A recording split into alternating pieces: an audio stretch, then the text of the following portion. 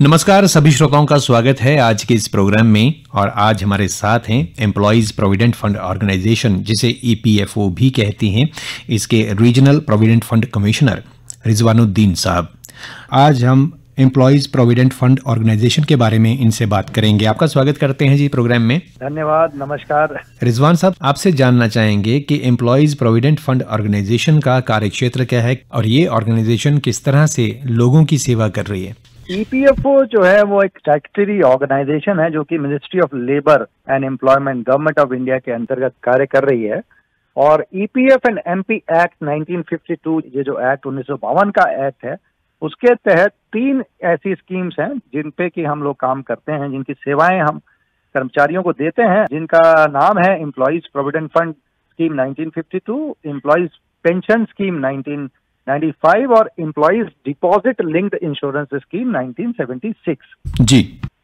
जम्मू कश्मीर और लद्दाख के जो श्रोता हैं उनके लिए मैं बता दूं कि ये नवंबर 2019 से जब ये रीऑर्गेनाइजेशन हुआ है और यूटीज आपके दोनों, ये जो पूरा स्टेट को यूटीज में कन्वर्ट किया गया, तो 2 यूटीज आपकी बनी है। तो ईपीएफ एक्ट नवंबर 2019 से जम्मू कश्मीर और लद्दाख में भी लागू हो गया है और इन पूरे क्षेत्र की सेवाएं फिलहाल जो है हम रीजनल ऑफिस ईपीएफओ जम्मू, जिसको हम कहते हैं, से दे रहे हैं। जी। मैं यहाँ पे क्षेत्रीय आयुक्त हूँ। ये सारा कार्य हमारा अभी हम जो है तीनों जगहों का हम अपने इसी कार्यालय, जम्मू कार्यालय से, अधिकतर कार्य यहाँ से हो रहे हैं, दावा निष्पादन वगैरह के।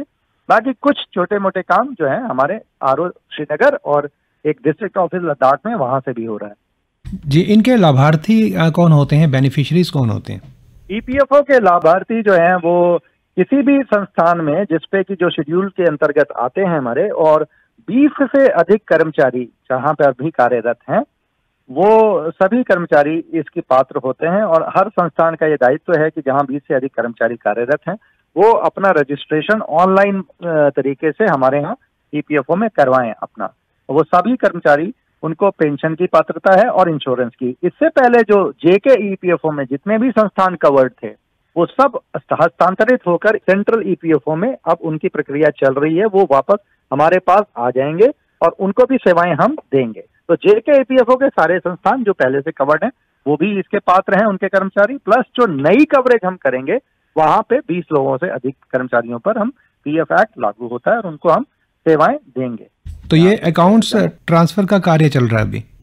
जी, मतलब जो यहाँ पे अकाउंट्स थे पुराने उनको ट्रांसफर किया जा रहा है और जो लोग जो नए जुड़ रहे हैं वो 20 एम्प्लॉय से ज्यादा होने चाहिए, वो ईपीएफओ हम सीधे उनको सेवाएं दे रहे हैं। और एक नई बात जो है, जो जेके ईपीएफ के कर्मचारी थे या जो भी लोग पहले स्टेट में, जब स्टेट में आपका पीएफ कटता था तो पेंशन का कोई प्रावधान नहीं था यहाँ जम्मू एंड कश्मीर और लद्दाख में। लेकिन अब ईपीएफ एक्ट आने के बाद, सेंट्रल ईपीएफओ में आने के बाद, सबसे बड़ी योजना, जो सबसे महत्वपूर्ण योजना है, यह है कर्मचारी पेंशन योजना। इसमें जो है रिटायरमेंट के बाद सुपर एनुएशन पेंशन का प्रावधान है। जो कोई भी कर्मचारी जब रिटायर हो जाएगा तो 58 साल पूरे होने पर उनको पेंशन की पात्रता रहती है, पेंशन उनको मिलेगी, लाइफ लॉन्ग पेंशन। इसके अलावा उनकी फैमिली और बच्चे भी इसमें कवर्ड होते हैं। और ये मैं बता दूं कि श्रोताओं के लिए कि जो भी कर्मचारी 10 साल तक निरंतर पेंशन योजना में अपना अंशदान दे देता है उसकी पेंशन की पात्रता बन जाती है। और कर्मचारी चाहे तो 50 वर्ष पूरे होने पर भी पेंशन ले सकता है, जिसको हम घटी दर की पेंशन कहते हैं। एक और सबसे महत्वपूर्ण फीचर यह है कि किसी भी इवेंचुअलिटी या घटना, चाहे कोविड हो या कोई और कारण से किसी कर्मचारी की यदि बीच में कभी मृत्यु हो जाती है, समय से पूर्व में मृत्यु हो जाती है, और उसमें कर्मचारी ने यदि 1 दिन का भी अंशदान हमको दिया है, तो उनके परिवार को जीवन पर्यंत विधवा को पेंशन है, प्लस बच्चों को 2 बच्चे एट अ टाइम 25 साल की उम्र तक बच्चों को पेंशन का प्रावधान है। तो ये पेंशन योजना का मैं चाहूंगा कि अधिक से अधिक लोग लाभ उठाएं और कर्मचारियों को अपने भविष्य निधि का सदस्य बनाएं। तो ये कर्मचारी जो हैं ये सरकारी और गैर सरकारी दोनों तरह की ऑर्गेनाइजेशन से हैं? ये अधिकतर जो लागू होता है वो गैर सरकारी संस्थाओं पे हमारा लागू होता है, लेकिन सरकारी उन संस्थानों में जहां पे कोई जो उनकी स्टेट प्रोविडेंट फंड का जो उनका, जिसको सीपीएफ कहते हैं या जीपीएफ का प्रावधान नहीं है, वो हमारा सेक्शन 16 में एक्सक्लूजन का प्रावधान है कि केवल वही उन्हीं लोगों को छूट प्राप्त है जिनकी अपनी कोई प्रोविडेंट फंड स्कीम और पेंशन स्कीम है। जहां पे ये योजना नहीं, कोई स्कीम नहीं है जिन संस्थानों में, वो सरकारी संस्थान भी हमारे यहाँ कवर्ड हैं, जैसे फॉरेस्ट कॉर्पोरेशन हो गया या इस तरह के बहुत से कॉर्पोरेशंस जो हैं वो सब हमारे यहाँ कवर्ड होते हैं ईपीएफओ में। तो ये एक बड़ी बात है कि गैर सरकारी जो संस्थान हैं उनके जो एम्प्लॉयज़ हैं उनके लिए एक बहुत राहत की बात है कि ईपीएफओ की सेवाएं शुरू हो चुकी हैं। थोड़ा वो लोग अगर सुन रहे हैं तो वो जानना चाहेंगे कि क्या क्या डॉक्यूमेंट्स या रिक्वायरमेंट्स या एलिजिबिलिटी क्या रहती है, इसके अलावा किस तरह से अप्लाई करना होता है। क्लेम के बारे में जो है, देखिए मैं क्लेम सेटलमेंट का आप शायद जानना चाह रहे हैं। जी। जिस तरह दावा निष्पादित करेंगे तो आपको देखिए, कर्मचारी को जब भी कोई हमसे सेवा लेनी है या ऑनलाइन क्लेम का हमारे यहाँ प्रावधान है, वो उनका एक यूनिवर्सल अकाउंट नंबर होता है हर कर्मचारी का। तो यूनिवर्सल अकाउंट नंबर एक यूनिक नंबर है। जब ये उनको अलॉट हो जाता है तो इस यूएन को उनको केवाईसी से लिंक सीड करना होता है। यूएन को यूएन में उनको बैंक अकाउंट और आधार अपना जो है इसको जोड़ना होता है। जब बैंक अकाउंट और आधार यूएन से लिंक हो जाते हैं तो कोई कर्मचारी अब नियोक्ता के माध्यम से नहीं, उनको सीधे वो हमसे अपना दावा पेश कर सकते हैं।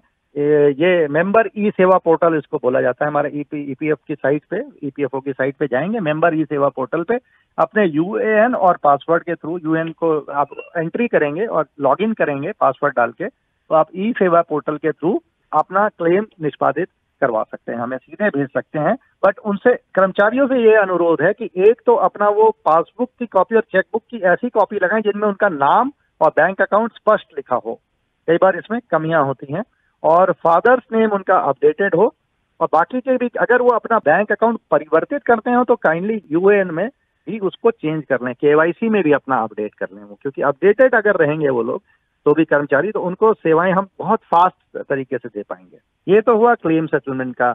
और जहां तक एम्प्लॉयर को रजिस्ट्रेशन का है तो उनके कुछ स्पेसिफिक डॉक्यूमेंट जैसे पैन वगैरह उनको चाहिए, पैन, और वो हमारे यहाँ ऑनलाइन रजिस्ट्रेशन करा सकते हैं। और एक उनको डिजिटल सिग्नेचर लेना होता है, तो उसके माध्यम से वो इलेक्ट्रॉनिक चालान कम रिटर्न भर सकते हैं हमारे यहाँ। तो वो प्रक्रिया भी हमारे साइट पे भी दी हुई है ईपीएफओ। इसके लिए मैं ये चाहूंगा कि आप सोशल ईपीएफओ एक हमारा ट्विटर पे हैंडल है, वहां पे जाके सेवाओं के बारे में जानकारी ले सकते हैं। एक हमारा आरो जम्मू करके भी एक ट्विटर हैंडल है, और हमारी वेबसाइट है ईपीएफओ की, उस पे जाके आप बहुत सी जानकारियां वहां से ले सकते हैं, सभी कर्मचारी और सभी नियोक्ता। और इसके अलावा हम समय समय पर सेमिनार और वेबिनार भी करेंगे यहाँ पे, साथ के साथ मीडिया के थ्रू, जैसे रेडियो आकाशवाणी के माध्यम से हम बात कर रहे हैं। ये हम समय समय पे नियोक्ताओं और कर्मचारियों के लिए जो भी हमें कमियां दिखाई देंगी या जो हमें नए प्रावधान आएंगे उसको हम बताते रहेंगे। जी बिल्कुल। और कोरोना ने बहुत सारा नुकसान दिया लोगों को, लेकिन एक जो बेनिफिट लोगों में ये हुआ कि वो थोड़ा डिजिटली स्ट्रांग हो गए और इंफॉर्मेशन टेक्नोलॉजी को उन्होंने अपनाया, और आज वो मोबाइल पे ही यूज़ कर रहे हैं, साइट्स देख रहे हैं और कनेक्ट हो रहे हैं लोगों से। वही मैं बात करने वाला था कि सेमिनार्स वेबिनार्स की जो इंटीमेशंस हैं, इस तरह से वो कोई चाहता है करना तो ऑटोमेटिकली एसएमएस के माध्यम से या व्हाट्सएप के माध्यम से मिल जाएंगी। और साथ में ये भी जानना चाहेंगे कोई कॉन्टैक्ट नंबर अगर है तो वो भी बता दीजिए उनको। जी, हमारा एक हेल्पलाइन व्हाट्सएप नंबर है, पर मैं ये अनुरोध करूंगा कि केवल व्हाट्सएप मैसेजेस डालें, कॉल ना करें इस पे, क्योंकि हम व्हाट्सएप का रिप्लाई देंगे, कॉल उठाने में काफी दिक्कत होगी। तो ये नंबर है 6006567049। मैं रिपीट करूंगा, हेल्पलाइन नंबर, व्हाट्सएप नंबर है हमारा 6006567049। और इसके अलावा ro.jammu@epfindia.gov.in पे भी आप हमें मेल कर सकते हैं। मैं रिपीट करूंगा, ro.jammu@epfindia.gov.in, इस पे आप मेल भी कर सकते हैं। जो बेनिफिट्स, डॉक्यूमेंट्स और एलिजिबिलिटी के लिए जो मेन चीज़ें हैं जो हम भी लोगों को कहना चाहते हैं वो ये है कि मोस्टली क्या होता है, लोगों की जो इंफॉर्मेशन होती है, एम्प्लॉयज़ की जो इंफॉर्मेशन होती है पैन में, आधार में, कभी टैली नहीं करती है, कोई इसमें कोई गलती रह जाती है। सबसे पहले तो उसको करेक्ट करना चाहिए मेरे हिसाब से इधर आने से पहले। हाँ, तो ये करेक्शन वो यूएन में अपने यूएन के थ्रू कर लें। जो व्यक्ति कर्मचारी यूएन के थ्रू कर पाते हैं जो चीजें वो कर सकते हैं। यदि उनका फादर्स नेम नहीं अपडेटेड है तो वो हमें बता सकते हैं। और कुछ जॉइंट डिक्लेरेशन भी वो एम्प्लॉयर के थ्रू करके हमारे पास चेंजेस के लिए भेज सकते हैं, जो हम यहाँ से इस कार्यालय से कर देंगे। अगर किसी कर्मचारी की मृत्यु हो जाती है तो उसके फैमिली में उनकी वाइफ है या बच्चे हैं, उनको क्लेम लेने में क्या कोई मुश्किलात पैदा होती हैं या कोई बहुत ज़्यादा लंबा प्रोसेस है, ये भी लोग जानना चाहते हैं। बिकॉज बाद में क्या होता है, कई बार प्रोसेस बहुत लंबा हो जाता है। नहीं, सिस्टम ये है कि देखिए, डेथ केस में पहले मैं लाभ बता दूं क्या क्या मिलते हैं। कि पहले जैसे मैंने पेंशन योजना का बताया, तो कर्मचारी की अचानक मृत्यु होने पे जो फैमिली है उसमें विधवा पेंशन और चिल्ड्रन पेंशन का प्रावधान है, तो उसमें वाइफ को पेंशन मिलेगी और 2 बच्चे एट अ टाइम पेंशन ले सकते हैं 25 साल की उम्र तक। ये तो पेंशन हुआ। अधिकतम सीमा जो इंश्योरेंस की हमारे यहाँ, इंश्योरेंस की जिसे मैंने कहा employees deposit linked insurance scheme, इसमें अधिकतम अमाउंट 7 लाख तक का मिलता है। और यदि कोई कर्मचारी 1 साल तक काम कर चुका है, किसी संस्थान में कंट्रीब्यूटरी सेवा दे चुका है, तो मिनिमम 2.5 लाख की इंश्योरेंस का प्रावधान होगा। मिनिमम कम से कम 2.5 लाख मिलेगा वहाँ पे परिवार को, ये वो जान लें। लेकिन ये जो फॉर्म्स होते हैं इसमें देखिए उनको ज्वाइंट फोटोग्राफ देने होते हैं फैमिली के, प्लस बैंक अकाउंट और आधार देना होता है। तो ये चीजें जो है वो क्लेम दावा के साथ अगर पूरा करके लगा देंगे तो वो समय से वो क्लेम हो पाएगा। तो इसमें कोई दिक्कत ऐसी आती नहीं है। लेकिन अगर प्रॉब्लम है तो हमारा फैसिलिटेशन सेंटर हमने रखा हुआ है यहाँ पे जम्मू ऑफिस में, वहाँ कार्यालय में आके भी जो भी सेवाएं लेनी है वो हम दे सकते हैं। उनको गाइड भी करेंगे और हेल्प भी करेंगे, और कोई कमी होगी तो उसे पूरा भी करके बता देंगे। तो ऐसा हमारे पास लोग आए भी हैं पेंशन के क्लेम्स लेके। अभी क्योंकि नया ऑफिस खुला है तो ऐसी समस्याएं जरूर आएंगी, तो हम चाहेंगे कि हमें व्हाट्सएप के थ्रू भी अप्रोच करें और वो टाइम बता दें कब आ रहे हैं, तो नीचे हम अपने पीआरओ में लोगों को बोल देंगे कि वहाँ पे वो जो भी सेवाएं उनको चाहिए वो ले सकते हैं। जो भी गाइडेंस चाहिए या कोई भी इशू है तो वो हमको अप्रोच कर, मतलब हमने एक्सेस दिया है। एक्सेस देने के लिए तो आपके माध्यम से हम लोग आ रहे हैं कि जनता के सामने जो भी यहाँ पे हमारे जो भी बेनिफिशियरी हैं, लाभार्थी हैं, सबको उन्हीं को बेनिफिट हो सके, इसीलिए ये सब कार्यक्रम हो रहे हैं और ये नंबर इसीलिए दिए गए हैं। अब ये फोन नंबर में एक रात को 11 बजे भी मैं कई बार देखना पड़ता है मुझे, मैं देखता हूँ, कुछ जवाब खुद भी देता हूँ। बाकी हमारे डेडिकेटेड एम्प्लॉय लगे हुए हैं इस पे, तो वो इस पे लगातार जवाब दे रहे हैं जो आपको व्हाट्सएप नंबर दिया गया है। बट रिक्वेस्ट यही है कि kindly send WhatsApp messages, phone ना करें, इस पे कॉल करेंगे तो बड़ा मुश्किल हो जाएगा हमारे लिए। जी बिल्कुल। रिजवान साहब, हम सुने जा रहे हैं पहाड़ों से लेके मैदानी इलाकों तक और काफ़ी वास्ट एरिया कवर करते हैं आकाशवाणी। इन श्रोताओं के लिए चलते चलते आत्मनिर्भर भारत रोजगार योजना ABRY के बारे में कुछ कहना चाहते हैं आप?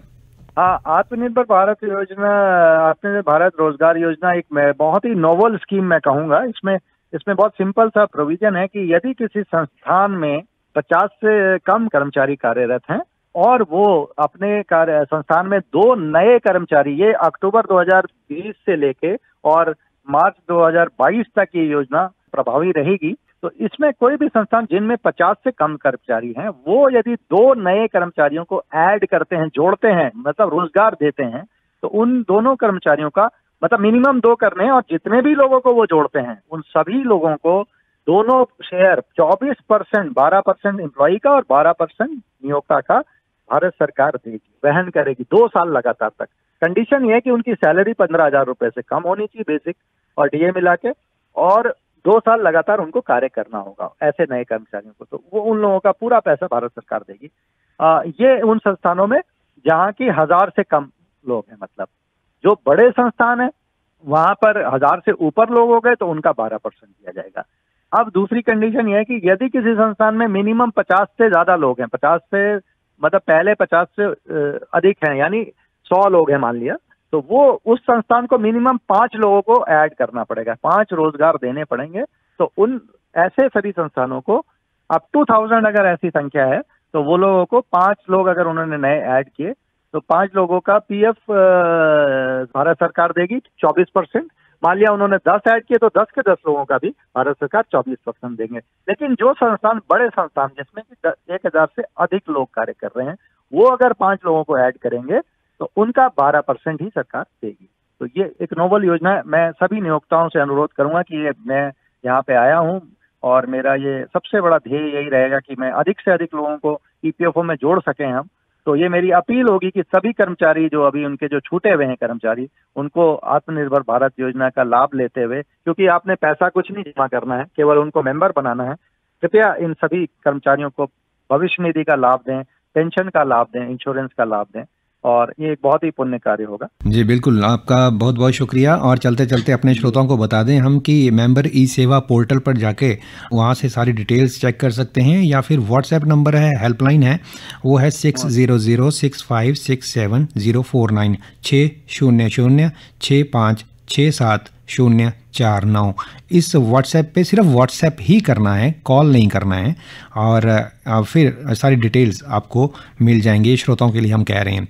रिजवानुद्दीन साहब, आप रीजनल प्रोविडेंट फंड कमिश्नर हैं और आपने हमसे बात की ईपीएफओ के बारे में, एम्प्लॉयज़ प्रोविडेंट फंड ऑर्गेनाइजेशन के बारे में, इसके बारे में डिटेल में जानकारी दी। बहुत बहुत शुक्रिया आपका हमसे बात करने के लिए।